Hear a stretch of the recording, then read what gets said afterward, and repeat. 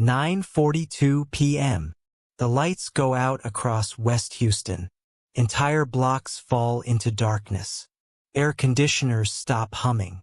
Street lights blink off. A citywide blackout. At 9:57 p.m., a 911 call comes in from a gated townhouse community near Memorial Drive. A man says his wife has been attacked during the outage.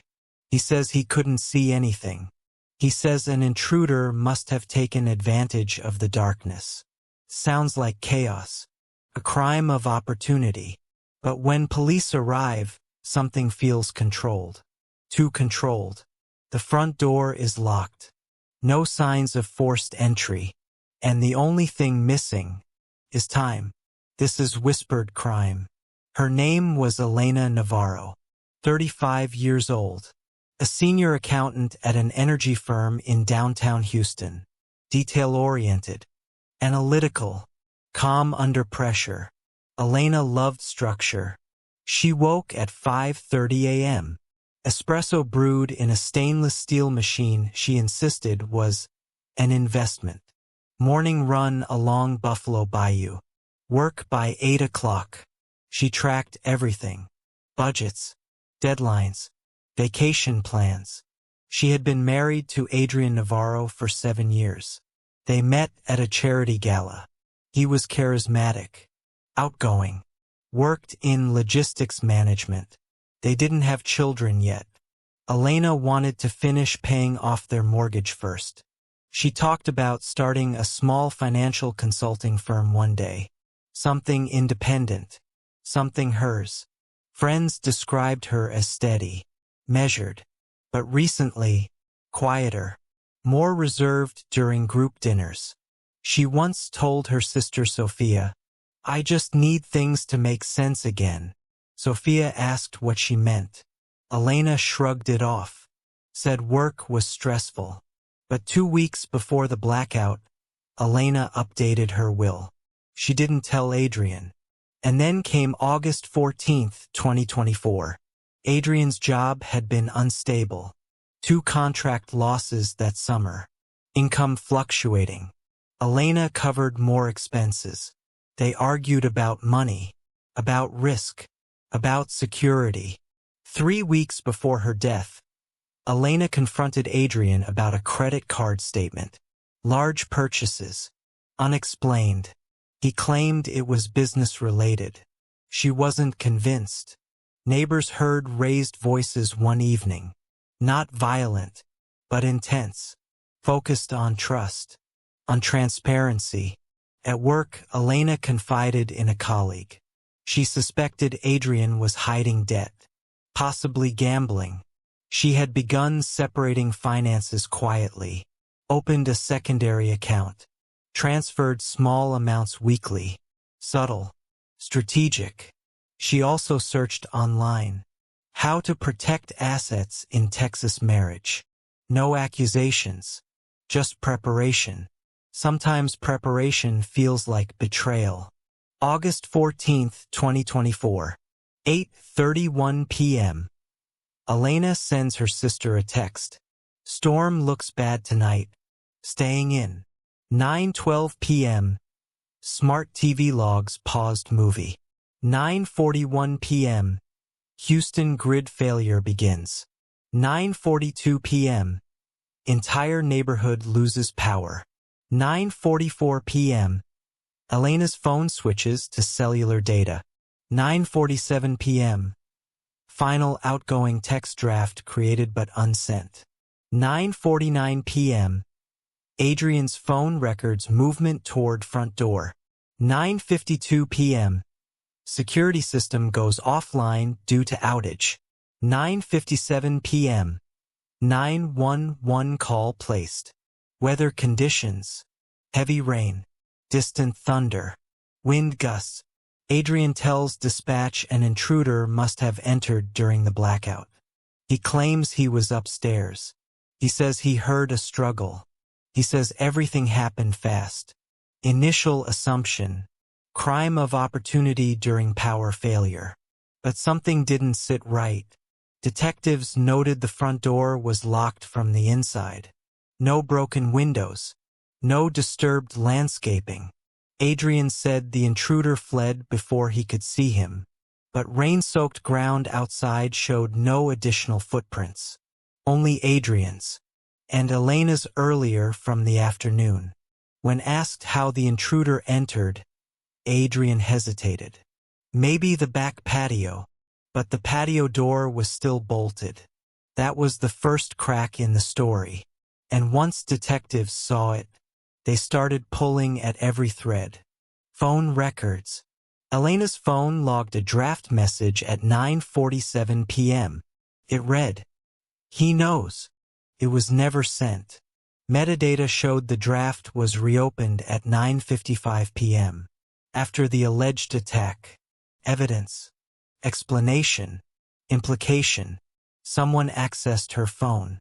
Adrian claimed he was upstairs during the outage, but his phone pinged the nearest tower at 9:49 p.m., indicating movement toward the driveway. Triangulation narrows location using signal strength from multiple towers. His signal briefly shifted away from the house perimeter, then returned.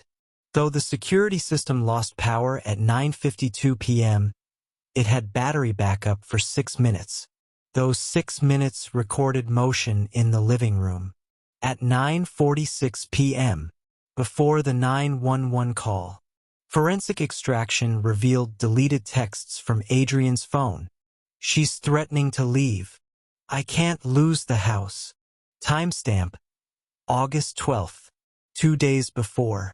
Deleted messages remain in system memory until overwritten. Investigators recovered fragments. Though the power outage disabled cameras, a nearby gas station 2 blocks away retained generator-powered surveillance. At 9:50 p.m., Adrian's SUV was captured driving past, returning 3 minutes later. He claimed he never left. $18,000 transferred from a joint account into Adrian's personal account on August 10th. Elena had scheduled a meeting with a financial advisor for August 16th. She never attended. On Adrian's laptop, do blackouts disable all security systems? How long does backup battery last? Search timestamps: August 13th, 1 day before. Evidence. Explanation. Implication. The blackout wasn't random. It was anticipated. Sophia revealed Elena sounded serious in her last text. Not frightened, but urgent. A coworker said Elena requested copies of tax filings. A neighbor reported seeing Adrian outside during the early moments of the outage. Not panicked. On his phone, another neighbor heard no scream, no loud disturbance, just thunder, silence, small details, building a larger picture. Adrian sits in a Houston PD interview room. Detectives keep tone calm. Walk us through the outage. He says he was upstairs. He heard a noise, ran down, saw a shadow fleeing. Investigators introduced data slowly.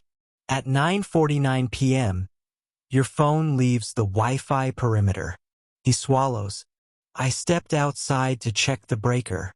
There is no external breaker. Silence. They show gas station footage. He leans back, crosses arms. Defensive posture. Earlier he said he never left. Now he says he drove around to see if other blocks were out. Language shifts.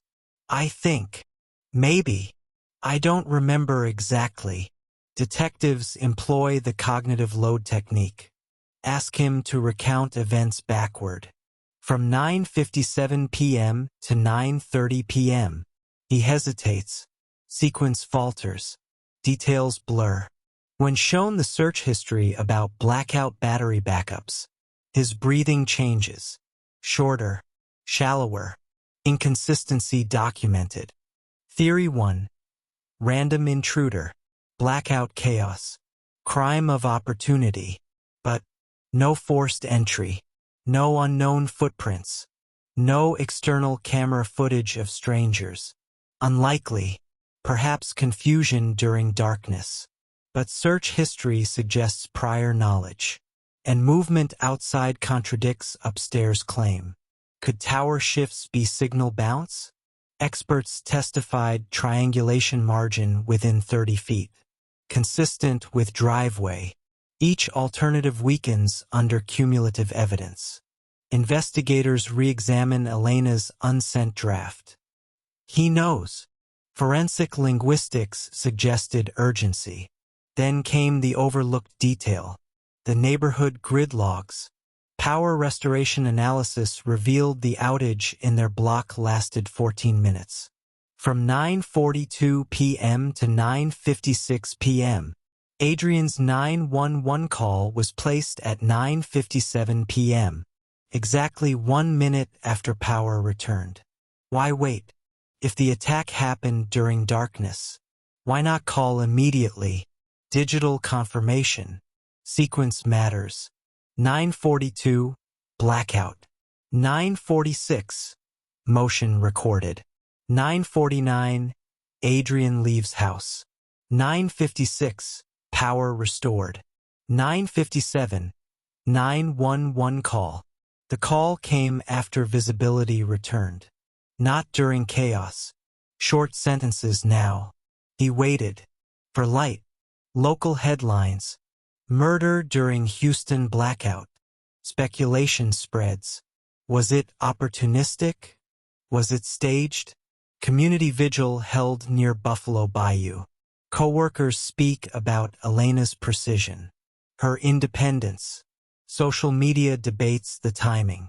The blackout becomes central. Darkness becomes metaphor. But investigators focus on data, not metaphor. Prosecution builds case on timeline. Search history. Battery backup duration. Vehicle footage. Cell tower triangulation.